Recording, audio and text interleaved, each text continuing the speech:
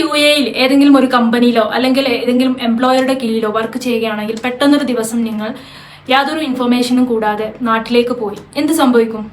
U A നിയമപ്രകാരം ഒരാൾ continuous ആയിട്ട് 7 ദിവസം ജോലിയിൽ നിന്ന് ഒരു ഇൻഫർമേഷനും ഇല്ലാതെ ലീവ് എടുത്തു കഴിഞ്ഞാൽ അയാൾക്കെതിരെ അബ്സ്കോണ്ടിങ് ചെയ്യാം. അതേ സിറ്റുവേഷനാണ് നിങ്ങൾ ജോലിയിലിരിക്കെ യാതൊരു മുന്നറിയിപ്പും ഇല്ലാതെ എംപ്ലോയറെ അറിയിക്കാതെ ഒക്കെ നാട്ടിലേക്ക് പോയാൽ സംഭവിക്കുന്നതും.